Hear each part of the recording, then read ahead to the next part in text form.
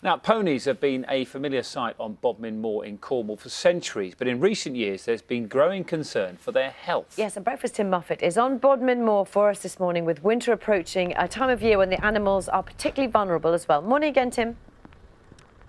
Yeah, good morning to you. We've got away with rain quite a lot this morning, not anymore. It is coming down pretty heavily, as you can see, but it is thought Bodmin Moor was first farmed by Bronze Age settlers some 4,000 years ago. Today, and for many years, it has been home to around about 1,000 ponies. But amongst these beautiful landscapes, it has to be said, there have been recently some pretty grim discoveries. The bodies of dead ponies who it is thought have starved to death. So why has this been happening over recent winters, and what is being done to help it?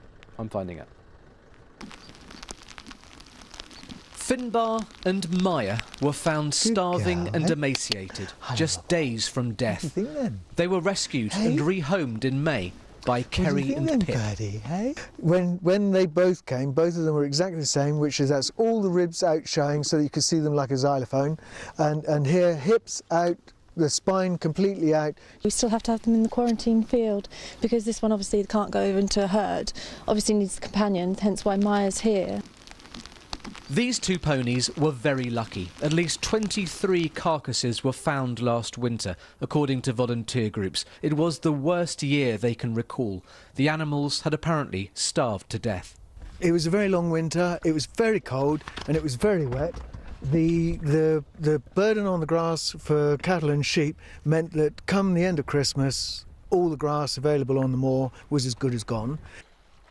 Heartbreaking, absolutely heartbreaking. So we ended up taking 40 in total. Otherwise, ever so simply, they'd have had to have been shot.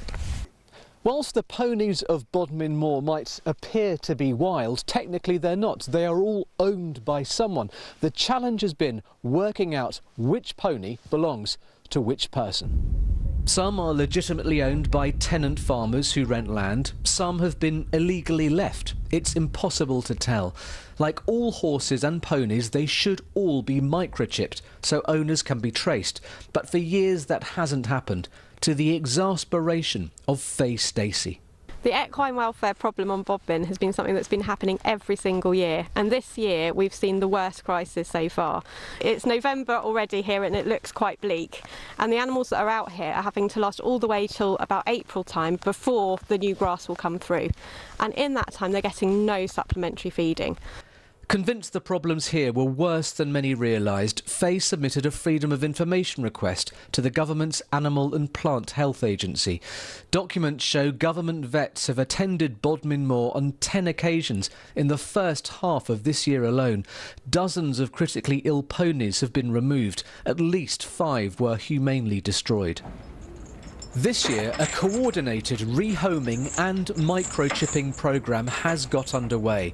For many who live here, it is long overdue. If we find a welfare issue, what we hope we'll be able to do is have it microchipped and then prove that somebody does own it and that person can be held responsible.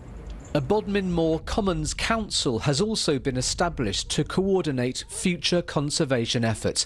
As the cold months approach, it's hoped the ponies of Bodmin will fare better than in years gone by. And a number of charities and groups really have been trying to work together to make this situation better. The Animal and Plant Health Agency also gave us a statement. They say they take potential breaches of animal welfare legislation very seriously and they investigate all allegations and action is taken. The problem has been knowing who to take action against because, as I was mentioning in the report, the ponies by and large haven't been microchipped, so their ownership is unclear. It is hoped though that with these cold months approaching that this winter they will be in a better state. Go back 50 or 60 years and the horses and ponies were used within the farming industry, so they had a value. Today, compared to sheep and cattle, to be honest, they have little financial value. That's part of the challenge, part of the reason many people think there needs to be more effort to make their owners responsible. Tim Moffat, thank you very much from Bodmin Moor. Lovely to see you there. Thank you.